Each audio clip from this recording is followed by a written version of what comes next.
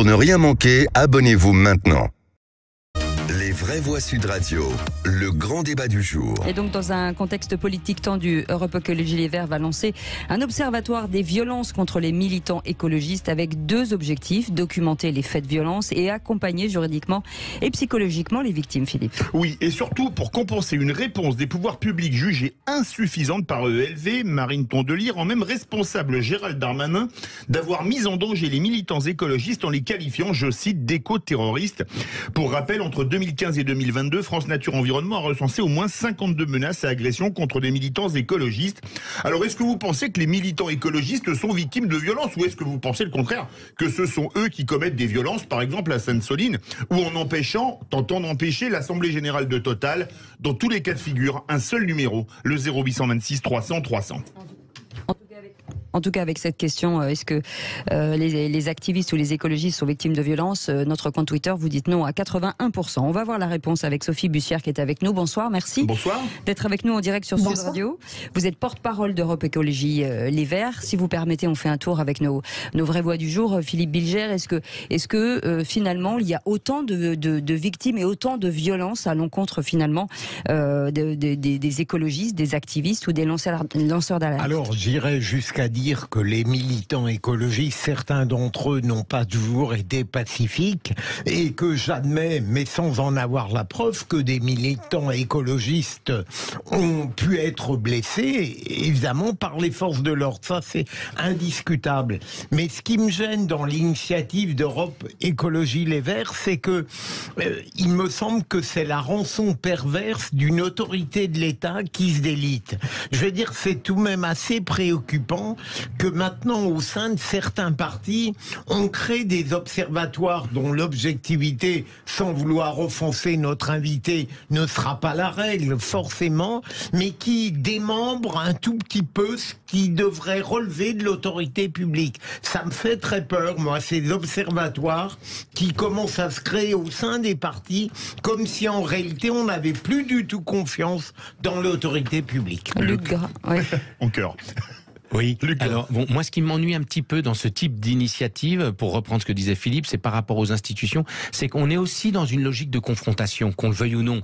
On répond à la violence par quelque chose aussi qui est du domaine de la confrontation. Moi ça m'ennuie un petit peu. Il y a un vrai sujet, c'est la violence, qu'elle touche par exemple les militants écologistes, c'est une chose, mais il y a d'autres violences malheureusement dans cette société qui touchent d'autres personnes. Si à chaque fois on doit créer un institut en marge des institutions qui, normalement, on a une justice dans ce pays qui est là pour justement régler les problèmes. Et si chacun fait voilà, bon, peut-être qu'il nous sera répondu là-dessus.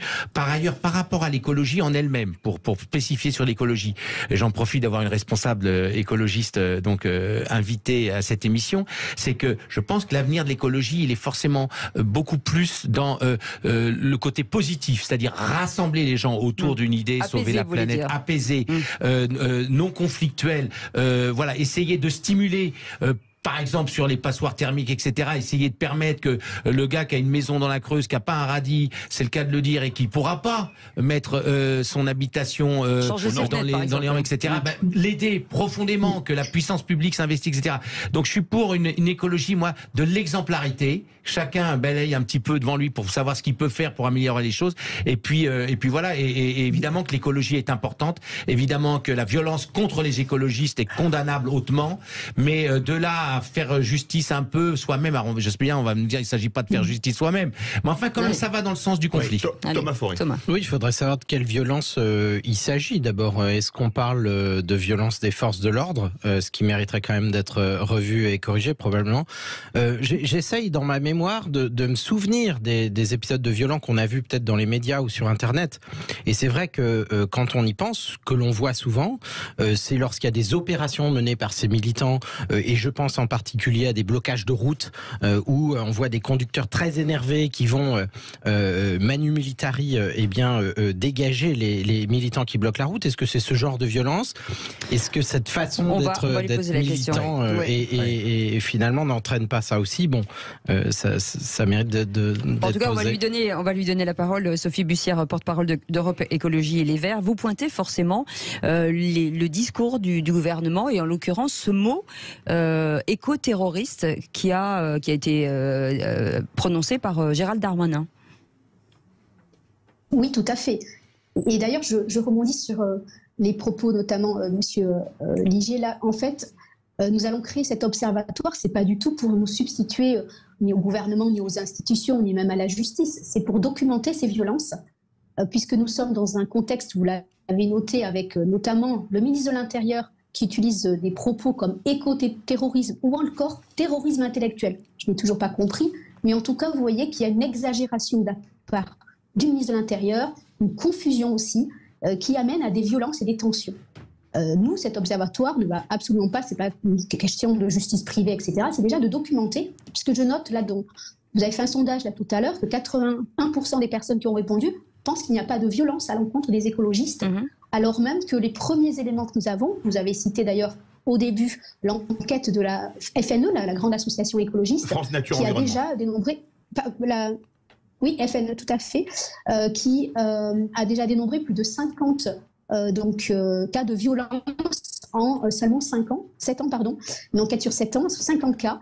Et quand on parle d'écologie, ce n'est pas uniquement les membres d'Europe Écologie Les Verts, bien entendu. Nous pensons aux journalistes qui enquêtent sur les dérives de l'agro-industrie, comme Morgane Large en Bretagne. C'est également Paul François, cet agriculteur lanceur d'alerte contre Monsanto, qui a été récemment victime de tentatives d'assassinat chez lui. Donc c'est les écologistes au sens large. Effectivement, nous pensons qu'il y a beaucoup plus de cas que l'on imagine à première vue. Donc l'observatoire, c'est déjà pour documenter. Ce ne sont pas 52 agressions, hein, c'est menaces et agressions. Menaces. Donc il n'y a pas de passage à l'acte dans certains cas. Philippe Bilger. Oui, est-ce que, Sophie Bussière, est-ce que vous n'estimez pas préoccupante une sorte d'opinion majoritaire qui laisserait penser au contraire que les militants écologistes sont eux-mêmes violents dans les manifestations auxquelles ils participent, sans avoir, évidemment, on comprend bien qu'ils ne raffolent pas des forces de l'ordre,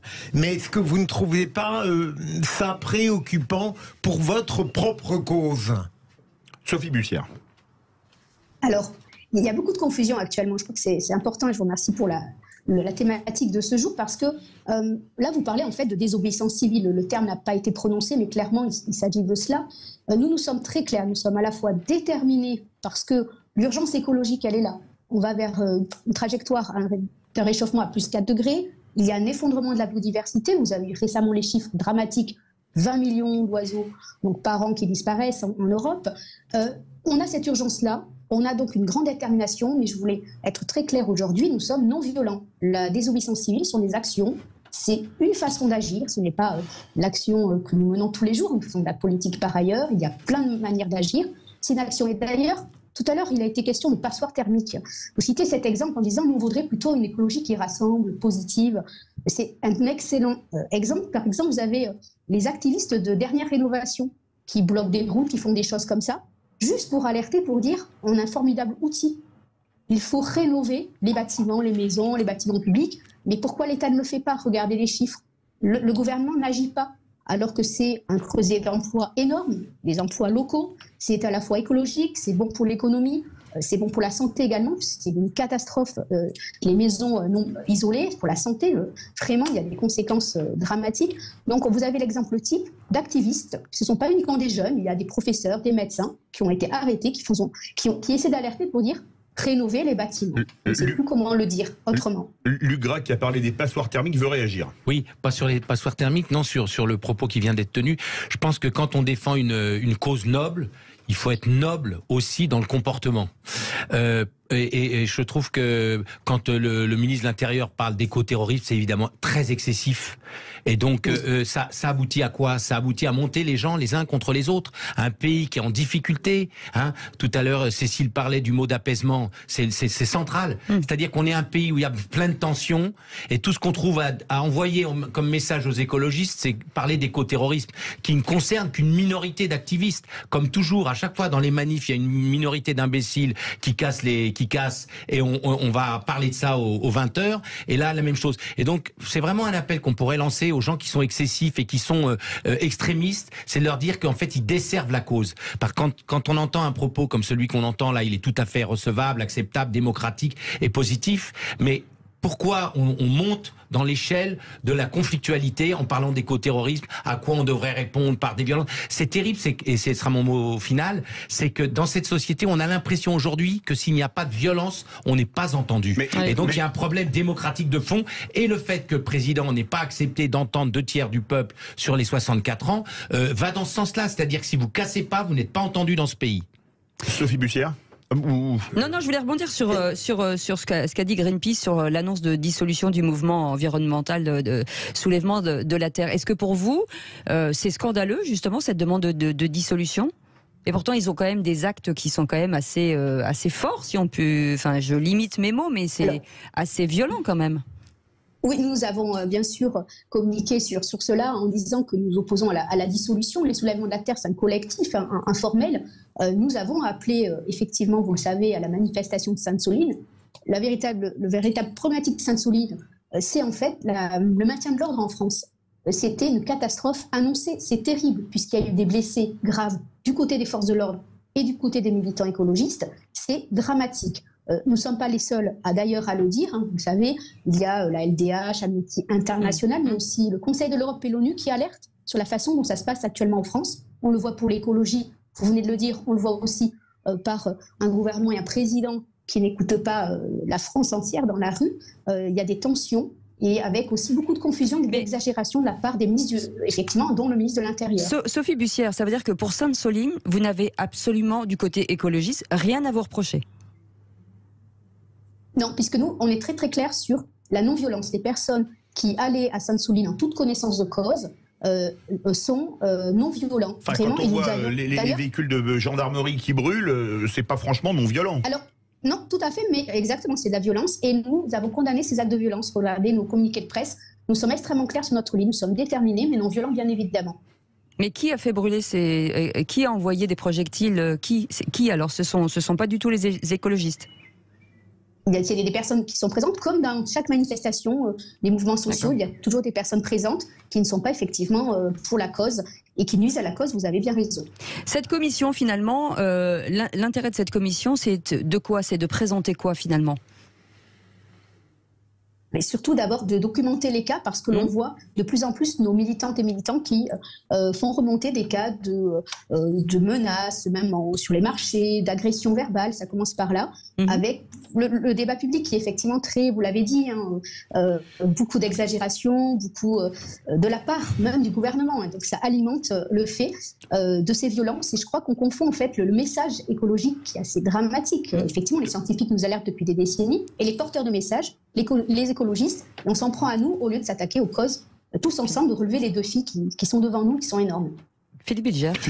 J'entends bien, Sophie Bussière, vous ne voulez pas vous immiscer dans le travail de la justice, mais rien que pour documenter, lorsque vous aurez des militants qui viendront dire j'ai été insulté, j'ai été frappé, est-ce que le risque, ça n'est pas que vous ne soyez pas informé de ce qui s'est précédé avant ? Vous voyez, il est tout à fait possible que des militants soient insultés, même frappés, mais vous n'aurez jamais la plénitude de l'action.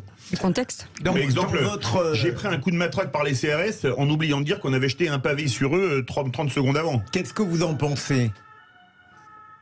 Alors, vous aurez noté d'ailleurs que l'observatoire, à la fois, c'est pour documenter, mais également, il y aura un accompagnement juridique. Donc, bien évidemment, nous engagerons les personnes à déposer plainte systématiquement, parce qu'on pense qu'il y a beaucoup de plaintes qui ne sont pas déposées. Et donc, la justice, déjà, la police et puis la justice feront leur travail, bien évidemment. 0826 300 300, Jacqueline, vous voulez réagir? Oui, bonjour. Écoutez, moi, je suis... très partagée concernant les violences, enfin très partagée, pas vraiment. Je pense que les violences, elles viennent de partout, qu'il y en a partout maintenant, et qu'il serait intéressant que au moins les responsables politiques, qu'ils soient d'Écologie Les Verts, que ce soit le ministre de l'Intérieur, que ce soit le président de la République ou Elisabeth Borne, pensent à parler plus sereinement et plus calmement aux Français. D'autre part, on parle de sanctions, mais on laisse complètement de côté l'aspect communication. Il n'y a plus de lieu de communication dans notre pays. Quand vous téléphonez quelque part, vous devez appuyer sur des numéros, sur des étoiles, sur des machins, sur des trucs. Et je peux vous dire que ça fait monter l'agressivité. Il y a fort longtemps que moi j'ai déjà dit, quand ça m'est arrivé à des personnes, arrêtez votre système, vous êtes en train de créer de l'agressivité dans le pays. Oui, c'est la non-réponse de l'humain à l'humain. Restez avec nous, Jacqueline. Et on a parlé des problèmes dans les hôpitaux. Moi-même, je suis allée dans des urgences avec un petit garçon qui avait un bras fracturé. Nous avons attendu 4 heures. C'était un samedi, on n'avait pas d'informations. On ne savait pas, je ne savais pas combien de temps j'allais rester si je pouvais le faire manger ou pas. C'était vraiment très compliqué. Restez avec nous, Jacqueline. Luc Gras ou et je voulais dire une dernière chose. On a parlé d'économie, de relancer l'économie par la rénovation des bâtiments. Moi, je veux bien, mais où est-ce qu'on va trouver l'argent pour pouvoir tout ça? Si on veut faire des rénovations, il faut qu'on devienne un pays industriel qui produise pour pouvoir payer. Voilà. Un mot, Thomas. Merci beaucoup, Jacqueline. Oui, un mot très court. Moi, je trouve qu'on est quand même dans un monde de l'absurde. À la fois, on a une tension énorme avec ces différents militants et donc ceux en contraposé qui s'opposent à eux. Et à la fois nombre d'outils que nous utilisons, nombre de consommations que nous faisons sont complètement décorrélés de ces causes. On va commander des téléphones produits en Chine, on va etc. consommer bien loin et le pétrole qu'on consomme en réalité c'est pas forcément celui qui sera dépensé pour aller construire une méga bassine ou pour construire un aéroport. Luc Gras. Deux choses dans le prolongement de ce que demandait Philippe tout à l'heure. Est-ce que les écologistes vont, avec l'Observatoire, est-ce qu'ils vont auditionner l'ensemble des participants à une manifestation? Autrement dit, est-ce que ce ne sera pas seulement le militant écologiste, mais est-ce qu'ils auditionneront peut-être les services de la mairie locale, de la commune, pour que ce soit un vrai observatoire? Et deuxième chose, je constate quand même, parce que ce débat est quand même utile et positif, c'est de dire que vraiment les institutions, que ce soit Europe Écologie, Les Verts ou les autres, ne font pas suffisamment le rappel qu'ils condamnent la violence. Je trouve qu'à chaque fois, ils devraient en premier dire on condamne la violence. À partir de là, on ouvre le débat. Sophie Bussière, le mot de la fin en 40 secondes. Oui, donc je le redis clairement, nous condamnons toute forme de violence contre les personnes, y compris les forces de l'ordre. Et pour l'Observatoire, donc nous venons de décider cette création. Il va falloir la mettre en place concrètement. Vous en saurez davantage. En tout cas, elle nous paraît nécessaire au vu du contexte. Merci beaucoup. Merci beaucoup, Sophie Bussière. On vous rappellera bien sûr, parce que ça nous semble très important, porte-parole d'Europe Écologie Les Verts. Merci d'avoir été avec nous. Et qui a fait 30 secondes quand tu l'en donnais 40. Voilà. Et de vous être prêté au jeu. Merci beaucoup. Vous restez avec nous dans un instant, le quiz de l'actu avec nos vraies voix du jour. À tout de suite.